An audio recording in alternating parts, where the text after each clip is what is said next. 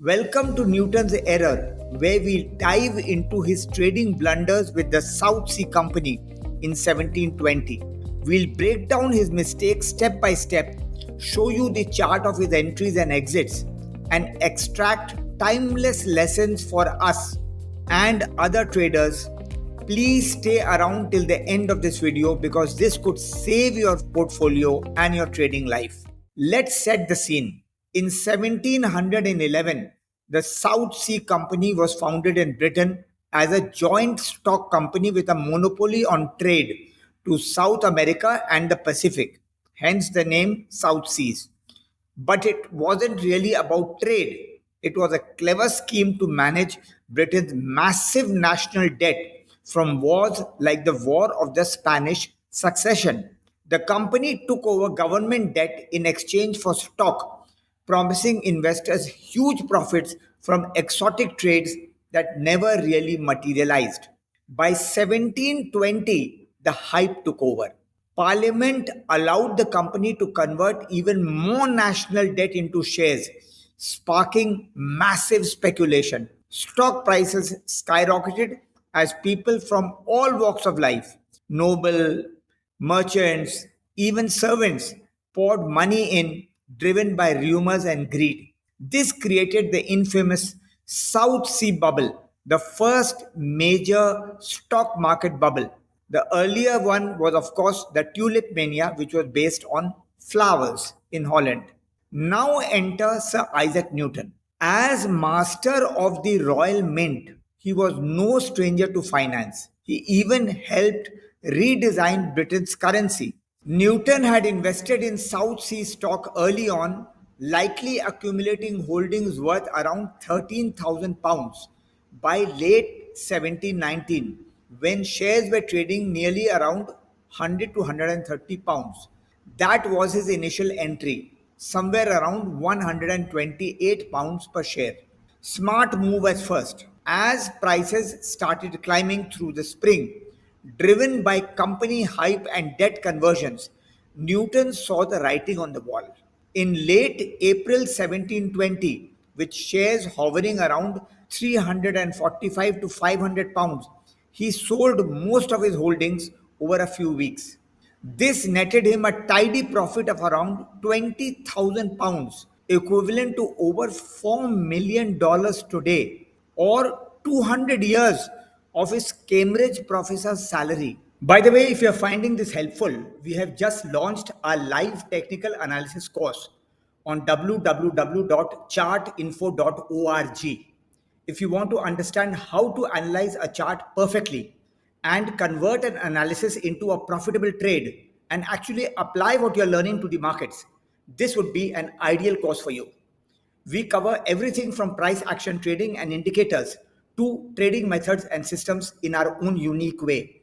And it's all interactive, so you can clarify doubts in each class. Definitely check it out at the website if you're ready to level up. Now back to the video. Specifically, sales included 30 shares on April 19th and 70 shares on April 23rd. But here's where his genius faltered. As prices kept soaring, hitting £595 by late May, £720 in June, and £1,000 in August, Newton got hit with FOMO, the fear of missing out. Every single trader knows that feeling inside out. He regretted selling too soon and jumped back straight in from mid June to mid August, buying at inflated prices of 700 to £1,000 per share. He even converted other assets like government bonds into more South Sea stock, pouring in most of his wealth into the company. Then disaster struck. By late August, cracks appeared. Installment payments, which were due, international bubbles popping in Paris and Amsterdam, all of these contributed to shares dropping to £810 by the end of August and £570 by the middle of September and below £200 by end of November. Newton held on too long, hanging on to hope, likely selling or holding through the crash. His losses estimated to be more than £20,000, wiping out his net profits and leaving his net worth down from £30,000 to around £10,000. So, what went wrong? Mistake number one: emotional trading. Newton sold rationally earlier, recognizing the bubble, but FOMO pulled him back in. He ignored his own instincts, chasing the herd as prices defied logic. Mistake number two: no clear strategy. He lacked an exit plan for his re entry. Instead of selling stop losses or profit targets, he rode the wave up and straight down. In 1720, there were no trading apps like today, but the principle is the same. Without discipline, greed takes over. Mistake number three: over concentration. Newton dumped all his other assets into one stock, ignoring diversification. The South Sea Company had weak fundamentals, no real trade profits, just dead swaps and hype. He bet big on speculation, not value. Mistake number four: underestimating crowd psychology. Newton later lamented in a letter that the South Sea loss left his pockets empty and made him averse to such matters. There's also the famous quote: I can calculate the motion of the heavenly bodies, but not the madness of the people. He got caught in groupthink just like many in modern bubbles. Newton's error isn't ancient history, it's a blueprint for avoiding pitfalls today. What are the lessons which we, as daily traders, either intraday or swing or long term, can learn from the mistakes of one of the greatest geniuses of all times? Lesson number one: stick to your plan. Set entry exit rules based on research, not emotions. Use tools like stop loss to lock in your gains. Lesson number two: diversify your portfolio. Don't put all eggs in one basket, even if it's the next big thing. Newton went all in. Modern traders should spread risk across as many assets as possible. Lesson number three: beware of hype and FOMO.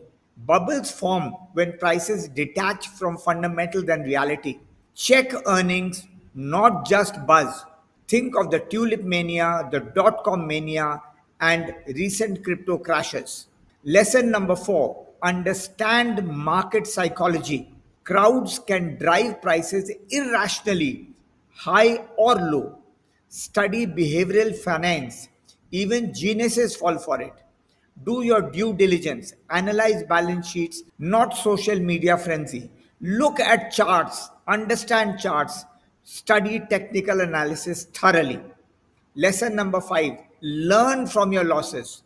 Newton bounced back, focusing on science. Treat trades as experiments. Review what went wrong, adjust, and move on. In today's volatile markets with artificial intelligence trading and 24/7 news, these lessons are more relevant than ever before. Isaac Newton's South Sea fiasco shows that intelligence doesn't guarantee trading success. Discipline does. Remember, I can calculate the motion of heavenly bodies, but not the madness of people. Thank you for watching this video. If this saved you from a bad trade, press the like, subscribe, and comment, and mention your biggest trading mistake below for the benefits of others. See you next time, and all the best till our next video.